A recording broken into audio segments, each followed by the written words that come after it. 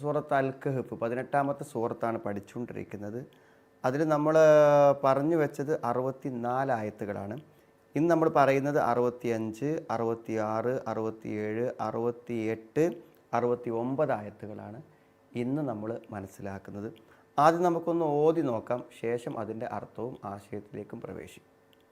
അഊദു ബില്ലാഹി മിനശ് ശൈത്വാനിർ റജീം. ബിസ്മില്ലാഹിർ റഹ്മാനിർ റഹീം. ഫവജദ അബ്ദൻ മിൻ ഇബാദിനാ ആതൈനാഹു റഹ്മതൻ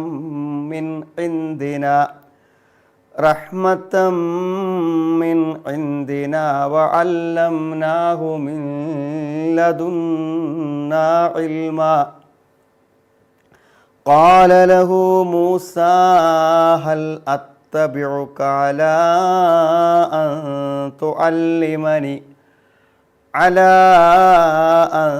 تعلمني مما علمت رشدا. قال إنك لن تستطيع معي صبرا وكيف تصبر على ما لم تحط به خبرا. قال ستجدني إن شاء الله صابرا ولا أعصي لك أمرا. നോക്കൂ, 65 മുതൽ 69 വരെയുള്ള ആയത്തുകളാണ് നമ്മൾ ഓതി വെച്ചിട്ടുള്ളത്. നമ്മൾ പറഞ്ഞു വന്ന് നമുക്കറിയാം, മൂസ നബി അലൈഹി സ്വലാമിൻ്റെയും ഖിളിറിൻ്റെയും സംഭവങ്ങളാണ് പറയുന്നത്. പൊതുവേ ഖിളിർ എന്നുള്ളൊരു പ്രവാചകനാണോ അല്ലേ എന്ന കാര്യത്തിൽ അഭിപ്രായ ഭിന്നതകളുണ്ട്. ചില ആളുകൾ മില്ലദുന്ന ഇൽമ, നമ്മളിൽ നിന്നുള്ള പ്രത്യേക അറിവ് അദ്ദേഹത്തിന് നൽകി. ഇതിൻ്റെയൊക്കെ അടിസ്ഥാനത്തിൽ എന്താണ്, അദ്ദേഹം പ്രവാചകനാണെന്ന് പറയുന്നുണ്ട്. എന്നാൽ പ്രബലരായ മറ്റു ചില പണ്ഡിതന്മാർ പറഞ്ഞത് അല്ല എന്നാണ്. ഷെയ്ഖ് സ്വാലിഹ് ഇബ്നു ഉസൈമീനെ പോലുള്ള മഹാപണ്ഡിതന്മാരൊക്കെ, ആധുനികരായ പണ്ഡിതന്മാരൊക്കെ പറഞ്ഞിരിക്കുന്നത് അല്ല എന്നാണ്. അദ്ദേഹത്തിന് അള്ളാഹു പ്രത്യേകമായൊരു അറിവ് നൽകിയിട്ടുണ്ട്. അത് അദൃശ്യങ്ങൾ അള്ളാഹു അറിയിച്ചു കൊടുത്തിരുന്നു. ആ അറിവിനെക്കുറിച്ചാണ് ആ പറയുന്നത്. ഒരു പ്രവാചകനല്ല, ഒരു വലിയാണ്, ഒരു മഹാനാണ് എന്നൊക്കെ പറയാം. ഒരു പ്രവാചകനാണെന്ന് പറഞ്ഞുകൂടാ എന്ന അഭിപ്രായം ഉള്ളവരുമുണ്ട്. ആവട്ടെ, ഏതായിരുന്നാലും മൂസാ നബി അലൈഹി സ്വലാമും ഖിദറും കൂടെ എന്ത് ചെയ്തു, ഒന്നിപ്പിക്കുകയാണ്.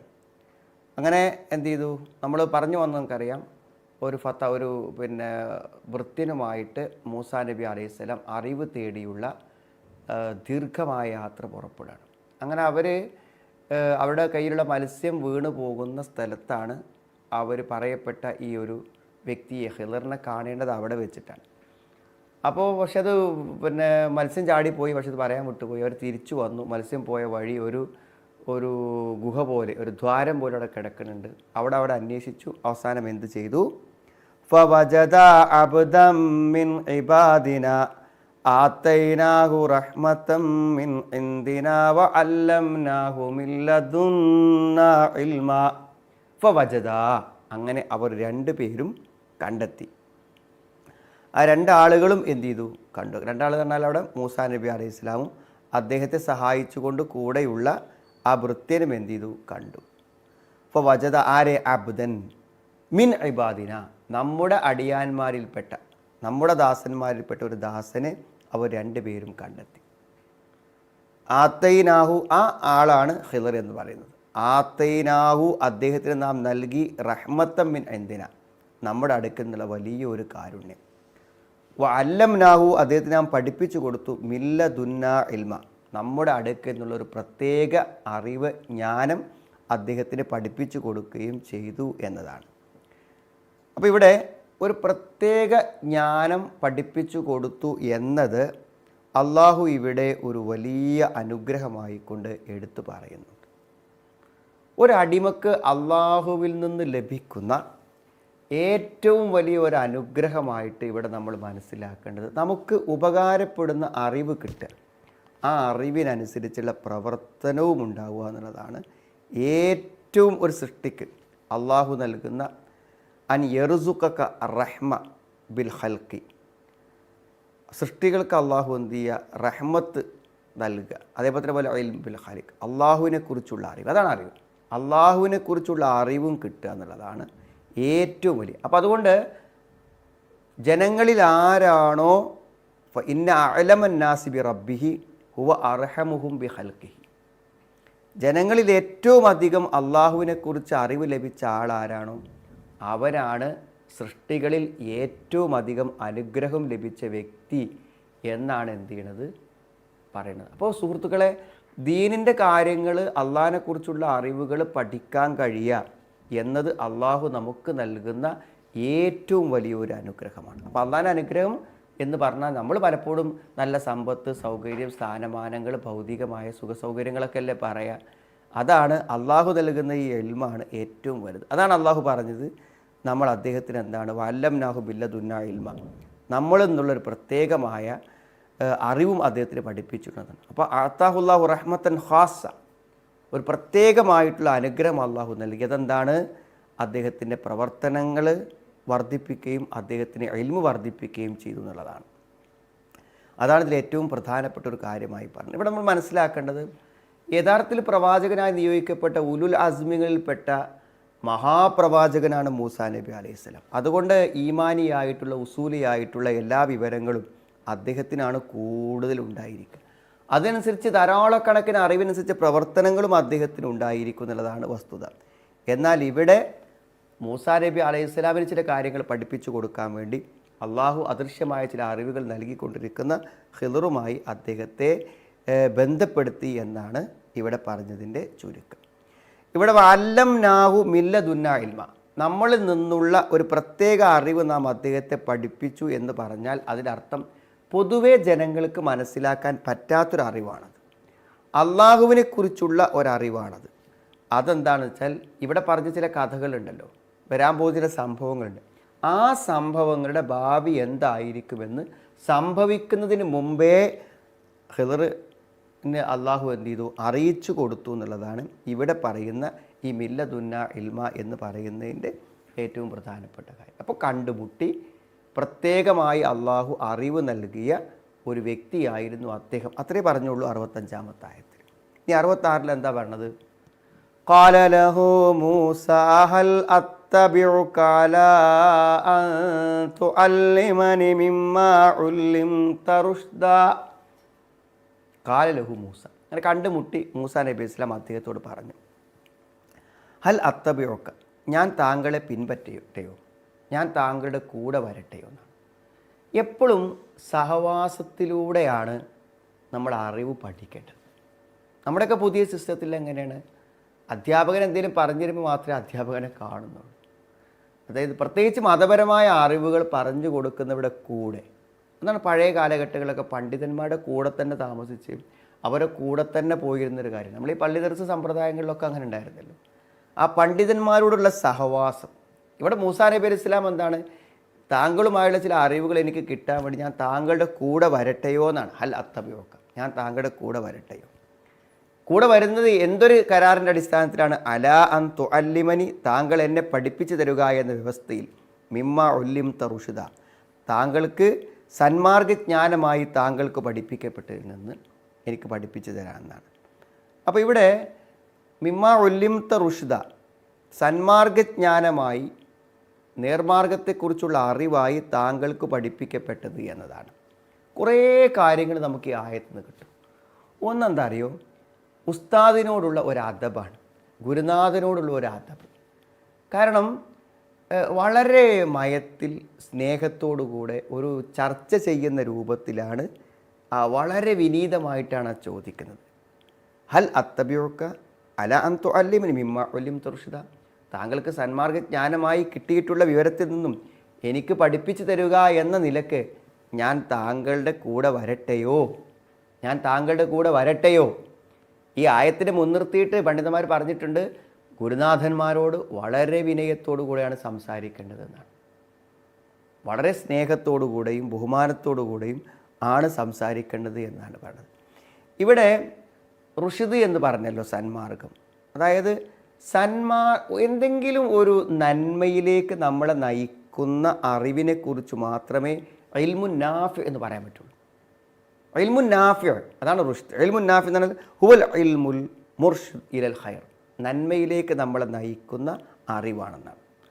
അപ്പോൾ ഒരു നന്മയുടെ മാർഗം കാണിച്ചു തരുന്ന എല്ലാ അറിവുകളും എന്താണ്? യഥാർത്ഥത്തിൽ നല്ല അറിവായിട്ടാണ് കാണുന്നത്. തിന്മയെക്കുറിച്ച് താക്കീത് ചെയ്യുകയും നല്ലതിലേക്ക് നമ്മളെ നയിക്കുകയും ചെയ്യുന്നതിനാണ് ഇൽമുൻ നാഫി എന്ന് പറയും. ഇതല്ലാത്ത എല്ലാ ഇൽമുകളും ളുറാണ്, ഉപദ്രവമാണെന്നാണ്.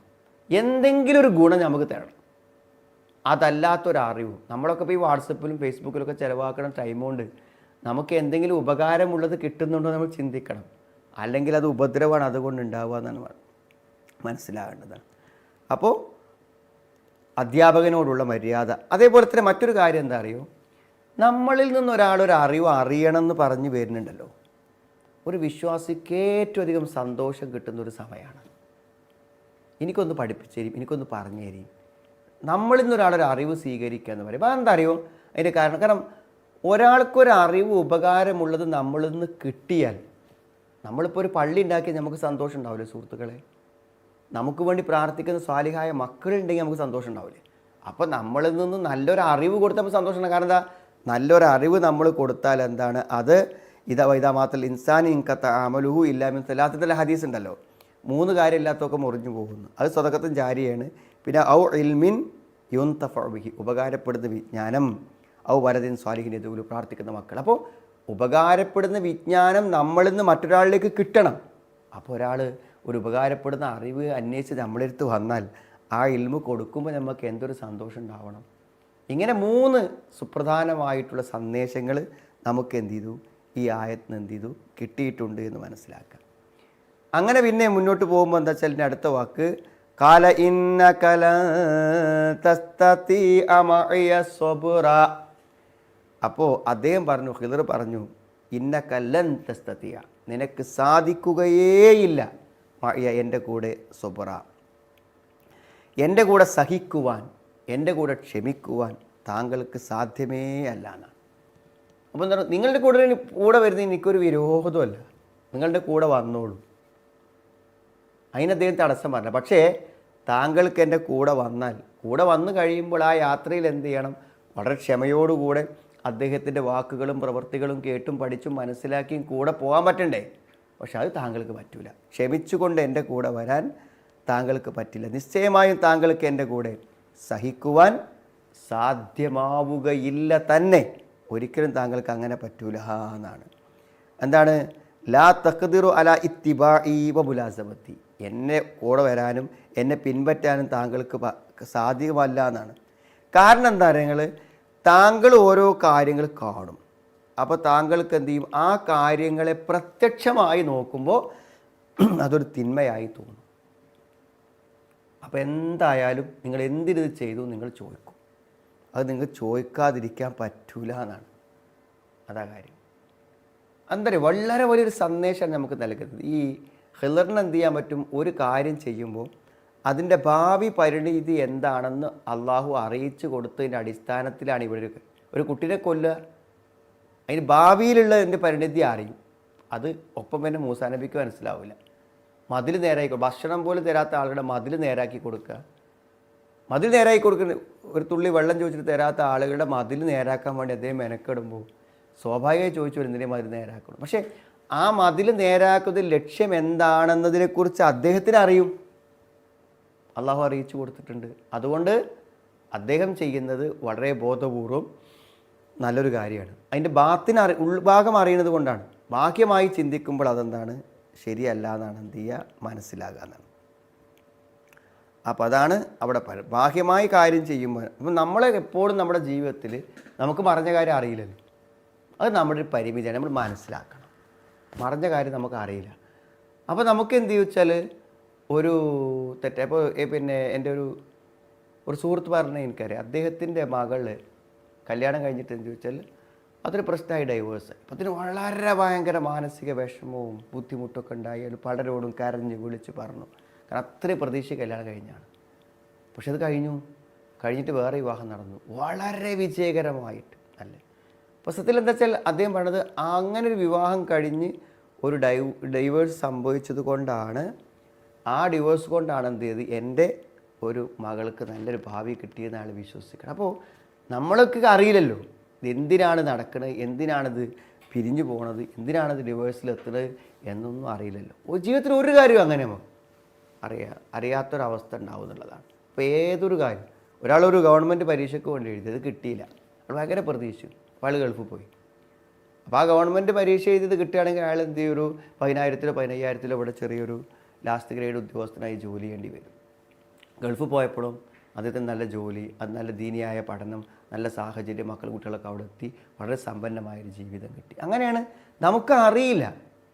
നമുക്കറിയാത്തിടത്തോളം കാലം നമ്മൾ എന്തിനിങ്ങനെ, എന്തേപ്പം ഇങ്ങനെ എന്നീ അക്ഷമ കാണിക്കണ്ടല്ലോ. ആന്തരികമായ ഭാവി അറിയാത്തത് കൊണ്ടാണ് ഈ അക്ഷമ കാണിക്കാനുള്ള കാര്യം എന്നാണ്. എന്നിട്ട് അദ്ദേഹം പറഞ്ഞു, വകൈഫ തസ്ബിറു അലാ മാ ലം തുഹിത്തു ബിഹി ഖുബ്റ. താങ്കൾക്ക് സൂക്ഷ്മജ്ഞാനം കിട്ടിയിട്ടില്ലാത്ത ഒരു കാര്യത്തെപ്പറ്റി താങ്കൾ എങ്ങനെ സഹിക്കുന്ന? ഒരാൾക്കും പറ്റൂല. ഒരു കുട്ടിയെ കൊല്ലുന്ന കണ്ടാൽ നോക്കിക്കാനൊക്കെ പറ്റും. നമുക്കൊരു സഹായം ചെയ്യാത്തില്ല, മതിൽ നേരാക്കുമ്പോൾ നോക്കിക്കാൻ പറ്റും. അപ്പം അത് പറ്റൂല. നിനക്ക് സൂക്ഷ്മജ്ഞാനം കിട്ടിയിട്ടില്ലാത്തൊരു കാര്യത്തിൽ നിനക്കൊരിക്കലും എന്ത് ചെയ്യാൻ പറ്റൂല, സഹിച്ച് നിൽക്കാൻ പറ്റൂല എന്നാണ് അല്ലേ. അതിന് അദ്ദേഹം പറഞ്ഞ മറുപടി എന്താ? മൂസാ നബി പറഞ്ഞ മറുപടി എന്താണ്? ഖാല സതജിദുനി ഇൻഷാ അല്ലാഹു സാബിറൻ വലാ അഅ്സി ലക അംറാ. ഖാല സതജിദുനി, അദ്ദേഹം പറഞ്ഞു നിനക്ക് എന്നെ കാണാം ഇൻഷാ അല്ലാഹ്, അല്ലാഹു ഉദ്ദേശിക്കുകയാണ്. ഇൻഷാ അല്ലാഹു, നമ്മൾ എന്തൊരു ഭാവി കാര്യം പറയുകയാണെങ്കിലും നമ്മൾ പറയേണ്ട കാര്യമാണ് ഇൻഷാ. കാരണം അള്ളാഹുവിൻ്റെ സഹായമില്ലാതെ ഒന്നും നടക്കില്ലല്ലോ. ഇൻഷാ അല്ലാഹ്, ഇൻഷാ അല്ലാഹു സാബിർ, ക്ഷമിക്കുന്നവനായിക്കൊണ്ട് സഹിക്കുന്നവനായി എന്നെ താങ്കൾക്ക് കാണാവുന്നതാണ്. വല അഅ്സില കംറ, താങ്കളുടെ ഒരു കാര്യത്തിലും ഞാൻ എതിര് നിൽക്കൂല എന്ന് ഉറപ്പ് കൊടുക്കണം. ഇതിൽ മനസ്സിലാക്കേണ്ട ഒരു കാര്യം എന്താ വെച്ചാൽ, മൂസാ നബി ഉറപ്പ് കൊടുത്തിട്ട് മൂസാ നബിക്ക് പാലിക്കാൻ പറ്റിയില്ല. അതെന്തുകൊണ്ടറിയോ? നമ്മൾ ഉറപ്പ് പറയുമ്പോൾ അത് പാലിക്കണം എന്നുള്ള തീർച്ചയിൽ തന്നെയാണ് പറയുന്നത്. പക്ഷേ ആ സാഹചര്യം അതിൻ്റെ യാഥാർത്ഥ്യത്തോടു കൂടെ മുന്നിൽ വരുമ്പോൾ അവസ്ഥ മറ്റൊന്നായിരിക്കും. അതാണ് പലപ്പോഴും ആളുകൾക്ക് സംഭവിക്കുന്നൊരു കാര്യം. ചിലപ്പോൾ തെറ്റ് ചെയ്യുന്ന ആൾക്കാരെ തെറ്റ് ചെയ്യില്ല പറയും, തീരുമാനിക്കും. പക്ഷെ ആ സാഹചര്യം മുന്നിലെത്തുമ്പോൾ അയാൾ എന്ത് ചെയ്യും? അത് ചെയ്തു പോകും. നമ്മൾ ഒരു പ്രതിജ്ഞ എടുക്കുമ്പോൾ ഉള്ള അവസ്ഥയാവില്ല അത് നമ്മൾ പാലിക്കേണ്ട സമയം വരുമ്പോൾ ചിലപ്പോൾ അങ്ങനെ ആയിക്കൊള്ളണമെന്നില്ല എന്നർത്ഥം. അപ്പോൾ അദ്ദേഹം ഉറപ്പിച്ച് പറഞ്ഞു, വഹാദ അസ്മു മിൻഹു, അദ്ദേഹത്തിൻ്റെ ഒരു ഉറച്ച തീരുമാനമാണ്. ഖബല യൂജിദ ഷൈ അൽ മുംതഹൻ ബിഹി, എന്താണ് പരീക്ഷിക്കപ്പെടുന്ന കാര്യം കണ്ടെത്തുന്നതിന് മുമ്പാണത്, ആ സന്ദർഭത്തിന് മുമ്പാണ് ഈ പറയണത്. എന്തായിരിക്കും കാണുക, എന്തായിരിക്കും തനിക്ക് ക്ഷമിക്കാൻ കഴിയാതിരിക്കുന്ന സംഭവം എന്നതിനെക്കുറിച്ച് ഇപ്പോൾ മൂസാ നബി അലൈഹി സ്വലാമിന് ഒരു ധാരണയില്ല. അതുകൊണ്ട് അദ്ദേഹത്തിന് ധൈര്യമായിട്ട് പറയാൻ പറ്റും ഞാനപ്പോൾ ക്ഷമിക്കുന്നു. പക്ഷെ സംഗതി വന്നപ്പോഴോ ക്ഷമിക്കാൻ പറ്റില്ല. വല ആസ്വയിലൊക്കെ അമ്ര, താങ്കളുടെ ഒരു കൽപ്പനക്കും ഞാൻ എതിര് പ്രവർത്തിക്കില്ല എന്ന് പറഞ്ഞല്ലോ. അതിൽ രണ്ട് കാര്യമുണ്ടെന്നാണ്. ഒന്ന്, താങ്കളോട് പറഞ്ഞ് ക്ഷമിക്കണം എന്നല്ലേ, ഞാൻ ക്ഷമിച്ചിരിക്കും. രണ്ടാമത്തതോ, താങ്കളുടെ കൽപ്പനകൾ അനുസരിക്കണം, വിരോധങ്ങൾ ഉപേക്ഷിക്കണം എന്നല്ലേ, അത് ഞാൻ ചെയ്തിരിക്കുന്നതാണ്. സത്തജുനി ഇൻഷാ അല്ലാഹു മിനസ് സാബിരീൻ എന്ന് പറഞ്ഞിട്ടുണ്ട് ആര്? ഇസ്മായിൽ നബി അലൈഹി സ്വലാം. അറക്കാൻ വേണ്ടി പറഞ്ഞപ്പോഴേ, യാബത്തിഫൽ മാ തൂമർ, വാപ്പ നിങ്ങളെ ഉദ്ദേശിച്ച് ചെയ്തോളി. സത്തജിദുനി ഇൻഷാ അല്ലാഹ്, താങ്കൾ അള്ളാഹ് ഉദ്ദേശിക്കുകയാണെങ്കിൽ എന്ത് ചെയ്യാൻ പറ്റും, നിങ്ങൾക്ക് എന്നെ ക്ഷമിക്കുന്നവനായിട്ട് കാണാൻ പറ്റും എന്ന് പറഞ്ഞിട്ടുണ്ടല്ലോ. അതേ രൂപത്തിൽ തന്നെയാണ് നമ്മൾ ഭാവിയിലൊരു കാര്യത്തെക്കുറിച്ച് പറയുമ്പോൾ അങ്ങനെ എന്ത് ചെയ്യണം, പറയണം എന്നർത്ഥം. അതാണ് സത്തജുനി ഇൻഷാ അല്ലാഹു മിനസ് സാബിരീൻ. പിന്നെ എന്താണ് സംഭവിച്ചതെന്ന് തുടർച്ചയായിട്ട് പിന്നെ പറയേണ്ടത്. അപ്പോൾ വളരെ വലിയ സന്ദേശങ്ങളാണ് നമുക്ക് ഇന്നത്തെ ക്ലാസ്സിൽ നിന്ന് കിട്ടിയിട്ടുള്ളത്. നമ്മുടെ നിത്യജീവിതവുമായി ബന്ധപ്പെട്ട കാര്യങ്ങളാണ്. അപ്പോൾ അടുത്ത ഭാവി എന്താണെന്ന് അറിയാത്തത് കൊണ്ടാണ് പലപ്പോഴും നമ്മൾ അക്ഷമ കാണിക്കുന്നത് എന്ന് നമ്മൾ മനസ്സിലാക്കണം. കൂടുതൽ ഖുർആനും ദീനിയായ കാര്യങ്ങൾ പഠിക്കാനും അത് ജീവിതത്തിൽ പ്രയോഗവൽക്കരിക്കുവാനും അള്ളാഹു നമുക്ക് എല്ലാവർക്കും തൗഫീക്ക് പ്രദാനം ചെയ്യുമാറാവട്ടെ. ഒരിക്കൽ കൂടെ നമുക്ക് ഓതിയിട്ട് നിർത്താം. فوجدا عبدا من عبادنا آتيناه رحمة من عندنا وعلمناه من لدنا علما قال له موسى هل أتبعك على أن تعلمني مما علمت رشدا قال إنك لن تستطيع معي صبرا وكيف تصبر على ما لم تحط به خبرا قال ستجدني إن شاء الله صابرا إن شاء الله صابرا ولا أعصي لك أمرا. ഖുർആൻ പഠിക്കുകയും അത് ഉൾക്കൊള്ളുകയും ചെയ്തതിന് അള്ളാഹു നമ്മെ എല്ലാവരെയും ഉൾപ്പെടുത്തുമാറാകട്ടെ.